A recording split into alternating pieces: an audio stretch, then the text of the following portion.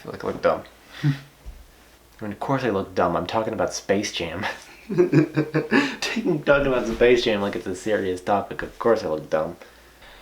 Space Jam: A New Legacy is the long-awaited sequel to the 1996 film Space Jam. And if you care about spoilers for whatever goddamn reason, leave now or forever hold your peace.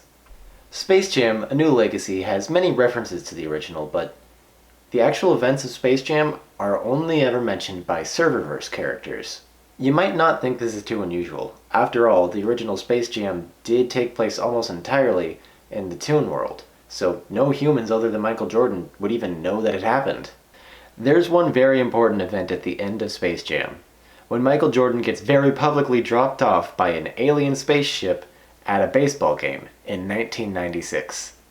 This event should shake the foundations of culture. I mean, it confirms that we're not alone in the universe, but we never really see the ramifications of it. It's because of this we have to ask, is Space Jam canon to Space Jam? Through direct references and callbacks, we know that Space Jam is canon to the Toons' existence. It's part of their history and something that they've lived through. But the problem is that the Toons exist as part of Warner Bros. Serververse, a digital world filled with different Warner Bros. Properties.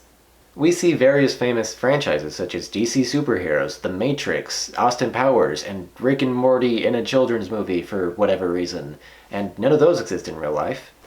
LeBron James specifically calls Granny the One, aka Neo's role in The Matrix, after she pulls off a Matrix-like move during the middle of their basketball game in a moment that I can only describe as wasting the potential of Speedy Gonzalez. Referencing Granny as the One means The Matrix exists as a film series in the Space Jam: A New Legacy universe, and that pretty much everything in the Serververse is a creation made by Don Cheadle. You may have noticed I said pretty much everything instead of just plain everything. And why is that? It's because in the movie, real-life human beings get atomized and digitized and brought into the Serververse. And although we first see it happen on screen with LeBron James' super genius son Dom, we can infer that it has happened before.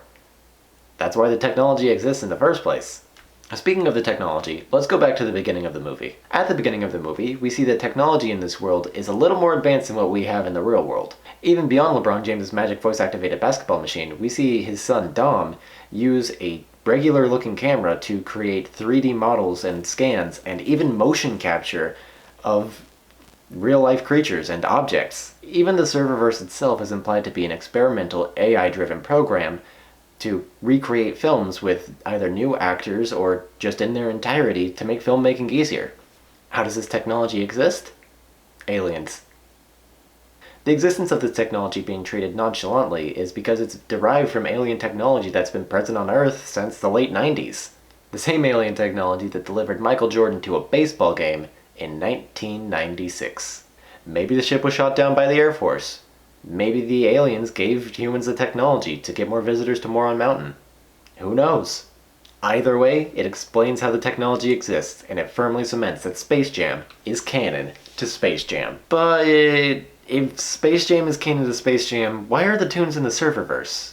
After all, they did have their own non-digital world in the original Space Jam. Easy answer, the Toons got digitized by the Warner Bros. Server to test its recreation and ability to insert new actors into old movies. There's two big points of evidence that seal this as fact. The first is live-action movie segments, where they visit Mad Max, Austin Powers, The Matrix, and probably something else that I'm forgetting. These segments, the Mad Max one specifically, features a live-action LeBron who gets detuned from earlier in the film. Interestingly, these segments also feature the 2D versions of the Looney Tunes characters as opposed to the 3D versions that are used later on in the film. The fact that the Toons don't change from 2D to 3D means that this is what they look like in the real world. And that goes along with original Space Jam canon. This is solidified with our second point of evidence, the very end of the film. At the very end of the film, Bugs Bunny casually walks around with LeBron James in the real world. And we see that many of the Toons have followed him to the real world, and all of them are still 2D animated. This should be world-shattering. These are 2D animations walking around, talking, living, breathing, like they're real 3D creatures. The only way that this wouldn't shatter society is if this isn't the first time they've been there. In fact, what if this is them coming back after a short break?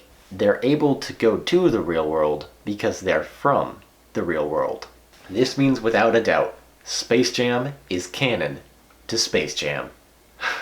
Thanks for watching. I've been Max and I put too much effort into this. If you liked the video, leave a like and subscribe. And if you hated the video, leave a dislike and tell me how much I should die in the comments. Okay, I finished recording the video. Guess it's time to go grab some footage to intersperse throughout this. Wait, what? God damn it!